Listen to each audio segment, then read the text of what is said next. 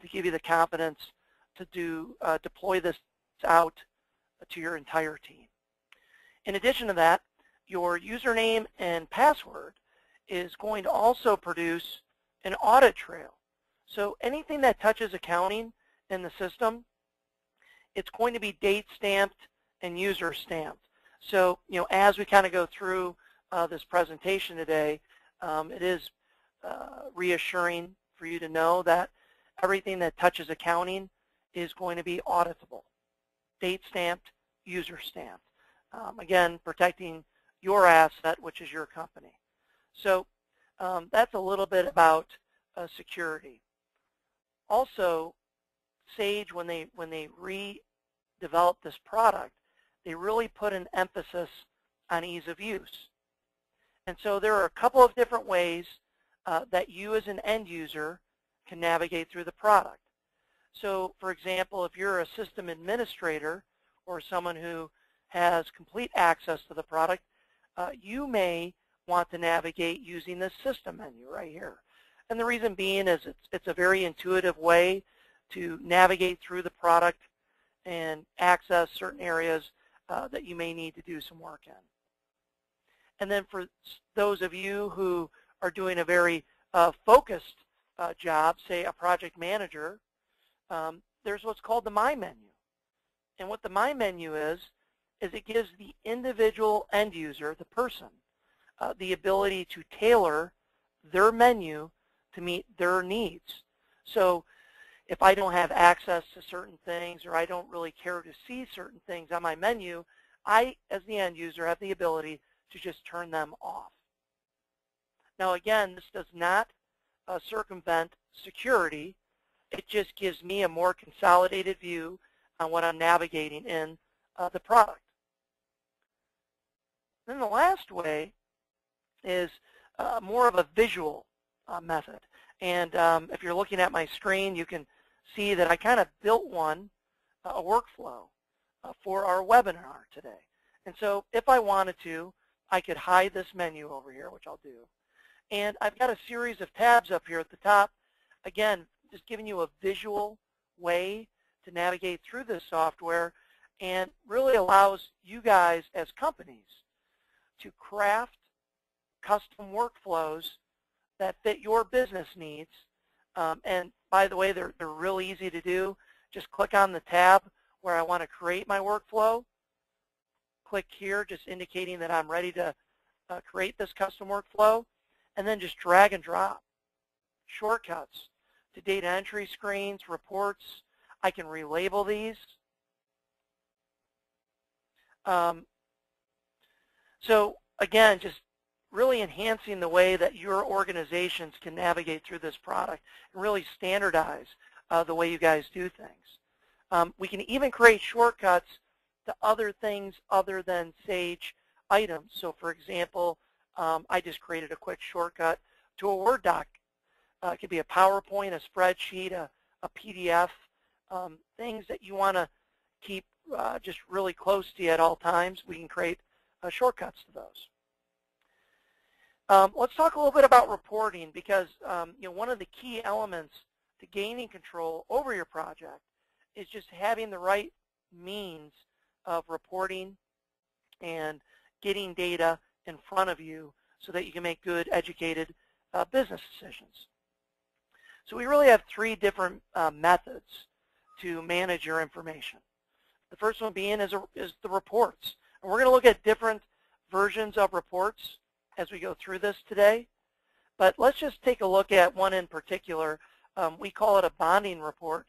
I've also heard it called a work in progress.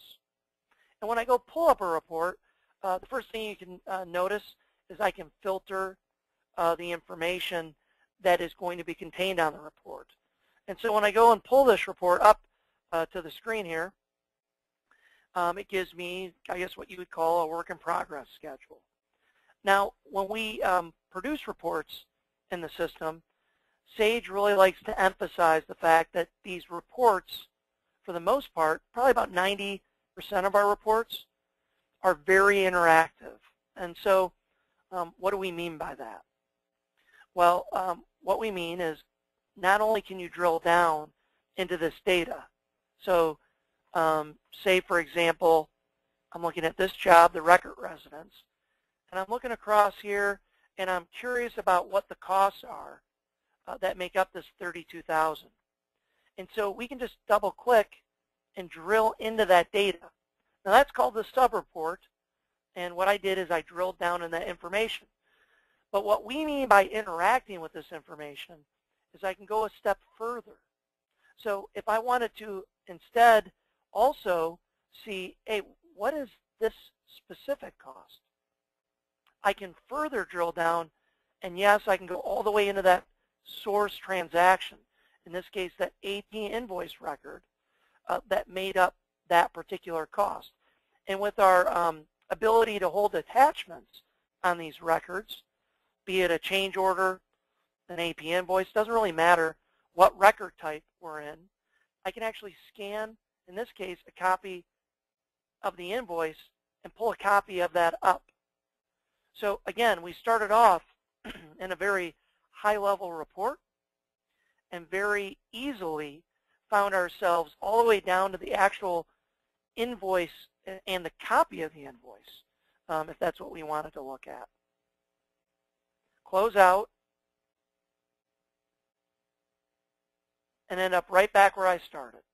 In addition to that, when we think of reports, sometimes, despite our best efforts, we need to get some data into Excel. And so one of the really nice things they did when they rewrote this product is tied it into Excel from a reporting perspective. So if I needed to take that report I just showed you and drop it into a spreadsheet, it's one mouse click away. And what happens is it places that information right into a Microsoft spreadsheet. The formulas to that report are contained in that spreadsheet. And so now I can do with the information what I need to do. We also have integration with Outlook email. So think about, for a minute, we're talking about cost controls today. So think about change orders or a subcontract agreement. If I need to get that out the door relatively quickly, or a report, I can click this Outlook button, and it will convert that report to a PDF, attach it into my email, and that quick, it's out the door. Then last but not least, the ability to go ahead and schedule reports. If I'm a project manager and maybe I don't have rights to access the software for whatever reason, but it's a long duration job and my office wants me to get a job cost report on a frequency like maybe every week, something like that. We can schedule our reports to be run and distributed on a frequency you decide. And so it makes it easier on staff to get critical business information out to stakeholders in a timely manner. We can also do inquiries. So an inquiry is different than a report because we really view an inquiry as more of an ad hoc type of report. So, we're going to talk about the job screen here in just a few minutes, but to give you an example of what I mean by an inquiry is when you go into a data entry screen, you have the ability to click on these binoculars, and what those binoculars do is pull up a series of pre-built inquiries. But what's really neat about those is I can run these, of course, on the fly, filter them just like you can a report, and now it places that information into a grid view, which is printable, but also I can drill into this data. So it's kind of a simple way to just get list information quickly, easily. It's printable. Drop it into a spreadsheet. You can drill into it. That's called an inquiry. And you can build those also, like I said, on the fly. They're done with a wizard. You can drag and drop how it's sorted, how it's organized, bring your fields in here. So again, just a really nice, simple way to do ad hoc reporting. Last but not least, we have the ability to do the alerts. Again, we're talking about project controls today. So as we go through this, it's great to kind of think through how we can use all this information that we have in here to generate alerts to our team. So, for example, how nice would it be to build an alert that tells us 30 days ahead of schedule of when our insurance certificates on our subcontractors is going to expire. And so we can actually indicate the information that's in that notification, when we can indicate how, what's going to trigger that alert. And then we can also determine if we want that alert to be on our dashboard or if we just want to go ahead and have it emailed to us. So we can monitor a lot of the information in the system and alert stakeholders when certain events take place. And so those are really the three main ways we're going to be able to basically manage our data to help us control our project better. So now we kind of have a foundational knowledge of that. Let's talk about how we get this data in here. We start with the job. And the reason why I start with that is because those of you that are on generic accounting packages, the differences between what you're on now and what you would do in here start at the most simplest level, just setting up a job. And what I mean by that is when we set up a job, there's a lot of things that happen other than indicating who we're doing the job for and where's the job at. There are things like what's the status of the job. That's important because, once we close a job out, we may want accounts payable notified when they try to enter an invoice against a job that is closed, so they don't accidentally do that. Likewise, if a job is bid, if it's in the bid stage. We also might want to determine what types of jobs we do. Now that's important because when we eventually produce a work in process, I may want to filter that based on the type of work we're doing. For those of you who are doing work on jobs where your clients hold retainage on you, that's a critical part of the project control. So we can manage retainage. So when you are creating your accounts receivable invoices, it's going to automatically withhold that retainage, and it will not float that retainage so that your receivable aging reports are accurate. And that's another topic for another webinar. But we do manage that retainage. We also manage our contract with our client. So as we're billing that client and holding retainage and doing change orders, I want to know real time where we're at with our contract on the customer. So because we're managing these things I just mentioned in a single system, we can now get visibility of a full contract immediately, right from the job screen. So the first thing we do is we go through and create that job. One other thing, we can just grab all the appropriate contacts that are on this job. So again, I've got a quick call list of anyone who might be on the project. All right. So once we got that job started, we create our budget. Now let's talk about budgets a minute, because someone had asked a few minutes ago, they posed a question, what is our job structure like? Now I assume what they mean by that is how are our cost controls set up? And how they are is at the highest level, we have a job. And so we have a project, and then the next level down, which is optional, is we can set up phases or sub-jobs. So you have your job, and then you have phases underneath it, which can each have their own budget.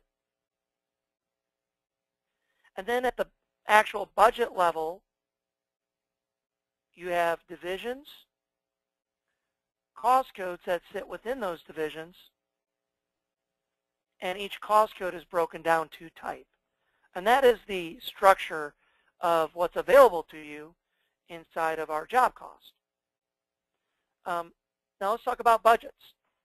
As I mentioned earlier, we would create our job first. Now, I don't know if you noticed that, but I was able to actually drill into the job from within the budget screen. So technically speaking, I could go to the budget to start the process, open up the job screen, create the job, then create my budget.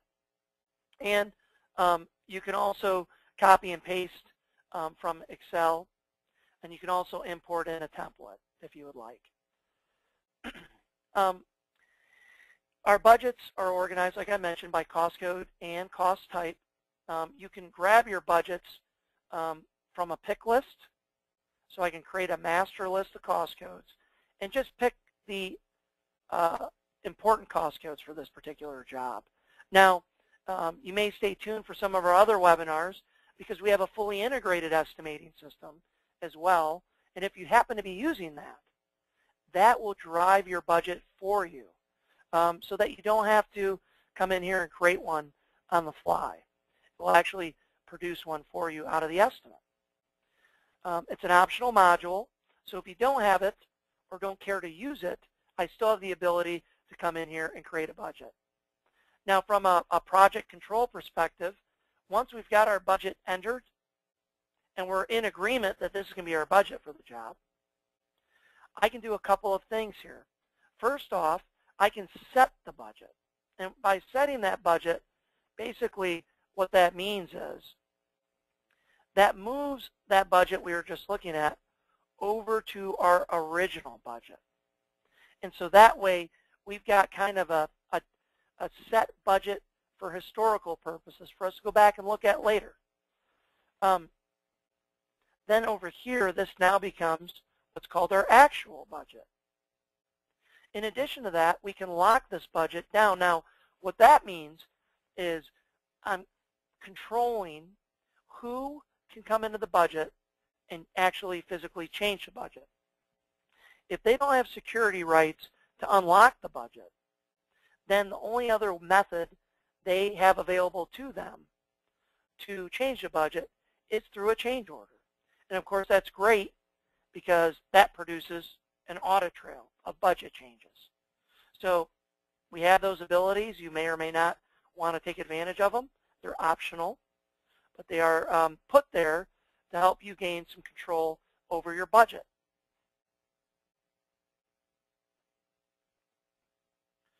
Once we've got that budget in place, so now we got our job, our budget, now we need to buy out the job. And so that happens with one of two documents. Depends if you are a GC and you sub everything out. In that case, you're using subcontracts only. For those of you who do a little bit of subcontracting and also do some purchasing, you'd use both. And of course, if you're a heavy trade, you sub out nothing, you would just do POs. But either way, that's what we call a buyout or a committed cost. So let's start talking about POs. Now, when we talk about purchase orders, the thing about POs is we have the ability to have our purchase orders auto-number. They're assigned to a vendor. I can get that vendor assigned by just clicking on my drop-down, picking them, and applying them to it. But also, we can assign this purchase order to a job. Now, that's, of course, really important from a project control perspective because ultimately that's what's going to help us produce a committed cost report, which we'll be looking at here in just a few minutes. In addition to that, a lot of times clients will ask, well, can we have a purchase order number that has the job embedded in it and, just get this really elaborate PO number? I mean, I guess technically you could. It's a numeric only field, but you really don't need to. And the reason why you don't need to is because as I save these purchase orders and as I assign them to the job, what it's doing for me automatically is on the job record, it's creating a purchase order log for me. So therefore, I don't have to really worry about having a very sophisticated PO number because it's organizing those POs for me automatically. It's creating a job log. Furthermore, when we talk about AP in a few minutes, you're going to see how we can simply by entering the PO number in the AP screen, it will populate the AP window with all the detail off the PO, including the job, therefore making it so that I have a simpler AP entry process. Also, for those of you who do detailed purchase orders, you do have the ability to create a parts database, really to streamline the building of POs. And I did get a question there a few seconds ago in the comment window about being able to do template POs. And the answer to that is yes, you do have that ability to do a template PO. We do track the purchase orders based on their status, and you can filter your reports by purchase order type, which is user definable, meaning you all can determine how you organize your POs. Now, of course, we generate the purchasing document out of the system. Looks like this. And you can put your logo up there. But also don't forget, like I mentioned earlier, I can get this out the door so quick by just clicking that Outlook button and fire that off to Tim right away. So we can do that. A couple of other items as it relates to project controls. We have an option in the buyout windows, and that what I mean by that is either purchase orders or subcontracts, either one, where we can go in and say, okay, well, how do we want the system to behave? What I mean by that is when we go to save this purchase order and it goes back and it looks at the budget, if this purchase order exceeds my budget, how do we want the system to respond? Do we want it to not respond? Just, it's a small company. We know we've got our budget under control. We're okay. So we don't need it to respond. That's one option, of course. The second option is, well, yeah, you know what? I want it to respond, but I just want it to be a warning. And quite frankly, I don't want any tolerance. You know, just no matter how little we're over budget, pop up a warning. Or, of course, there's the other avenue where I say, you know what? You can't proceed with saving the entry if you exceed the budget. And I have, of course, either way, whether I'm doing it warning or not allow, I have different methods of determining how that is triggered. And so that really helps alleviate a lot of risk on your projects because, of course, once I issue a committed cost, then it's technically too late. Eventually, they're going to bill me for it. When they bill me for it, you know, it's too late. We're already over budget. So, and we've got that put in place. Also, from a purchase order perspective, as AP enters invoices against this PO, because look, in real life, something might be back ordered. You know, I may have ordered 11 soffit vents, but we've only been billed for 5 of them. So when that happens, when I enter that AP invoice for the 5 items, what will happen is because everything's so integrated, it's going to update when we save that AP entry with this today column. It will update that with 5. And so the point is, we have another option we can turn on that says, hey, you know what? Automatically close out this PO once it's been fully fulfilled, not before. So, you know, if I've received only 5, that's a partial receipt. The PO will stay open. So, of course, you can add another invoice to it. I know a lot of systems don't let you do that, and that can be cumbersome. But in our case, you can do that. And then you don't have to remember to come back and close out the PO once it's been fulfilled because we can turn on automatic close and have it automatically shut out the PO when you're ready. And then, of course, as invoices get recorded, you can have an invoice log of all the invoices that have been received against the PO. Now, that's purchase orders. Looks like I've got another question. All right. Question was, do you have a place to put the vendor's quote here? The answer is yes, you do.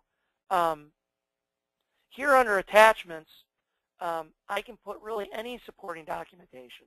I showed that at the very beginning of the meeting where I showed the copy of the AP invoice.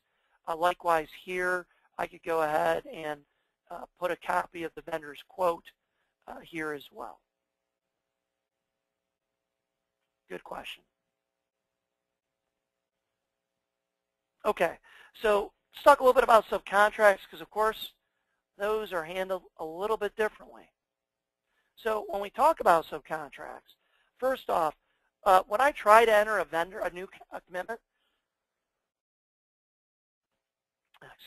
when I try to enter a new commitment in here, let's say for Perfection Windows, we're going to track those certificates of insurance.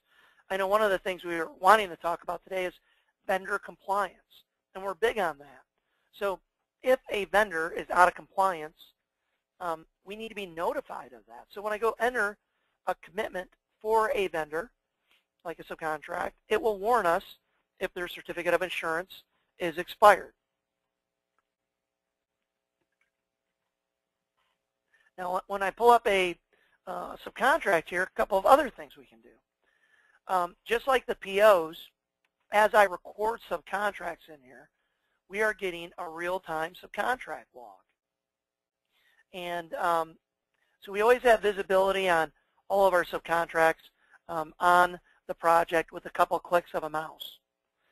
In addition to that, at the vendor level, if I want to see how much work we're giving Perfection Windows, I can see the same thing at the vendor level, what subcontracts I've given them.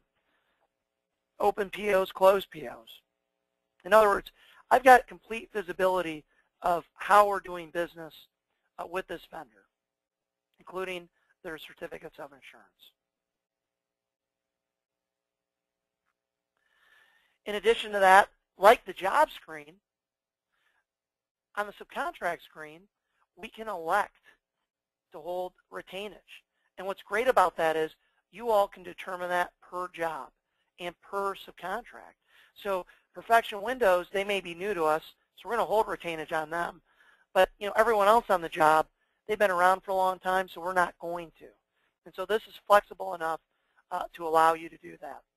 Also, from a compliance perspective, if the subcontractor is not performing well on the job, and I as a PM do not want their invoices to be paid for their subcontract, I can put a hold pay. And so what that will do, and we'll talk about that in a little bit, but what that will do is when we go to cut checks, it will actually exclude them from the payment queue, which is great. Just like the budget, I can enable look but don't touch. That's what the lock edit is. And then down here is really your schedule of values. So that's what these columns are. And so I can come in here and create a schedule of values for that vendor. And then what's really neat about this is as other things happen in the system that impact this subcontractor, namely change orders and invoices, as we get those in here, we can go ahead and have those automatically populate your changes and what's been billed so that you've got a complete contract summary here. So let's see. Also, as that data gets recorded in the system, it starts producing mini logs. And what I mean by mini logs is over here, I can get a complete invoice log as it relates specific to this subcontract, and I could drill into that and pull up a copy of that invoice, just like I did from the report. Likewise with the change orders. Say, hey, let's look at all the change orders on the subcontract. So again, when we talk about cost controls, it's not just about making the data entry, it's about having access to information that really is needed immediately to make business decisions. So, if I want to look at this back charge, I could drill into it. And again, with our attachments feature, I could see perhaps a picture of that, backup, pull out of it, go back here. Last thing I was going to mention is, just like the POs, you can set those over budget warnings. And then lastly, some of you on the phone may phase down your retainage. So, at a certain point of the job, we might go from 10% to 5%. And when we do that, I need to recalculate the retainage. So when I adjust the percentage, I can recalculate the actual retainage. Okay, I got a question here.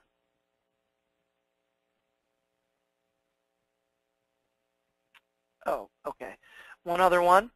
Can the warnings for, I guess they asked about POs, but I'll say it's for both POs and subcontracts.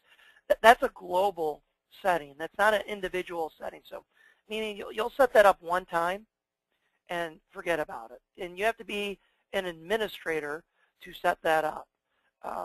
Not just anybody can do that. Moving on.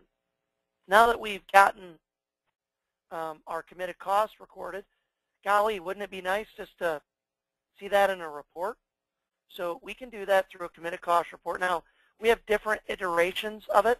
I'm just going to focus on a simple one.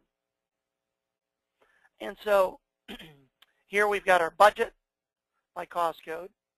And basically how this particular one works, like I said, we have different versions of this. But how this particular one works, we start with our baseline budget, and then as you buy out the job, your committed cost will go up. Then what happens is, because everything's so integrated, as invoices get recorded against those commitments, your costs are going to go up.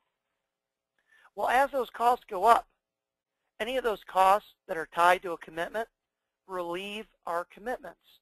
That means your commitments go down. So this is always giving us a true picture of where we're at on our job. And of course, we can drill into this data. And I can see, we had a base contract, we had some change orders, we had some AP billings in here, and that's what's left. So,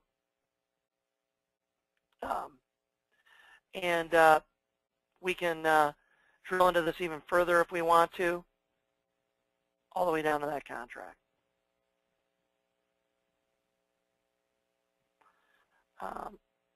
Okay. Once we've got that down, let's talk a little bit about change orders.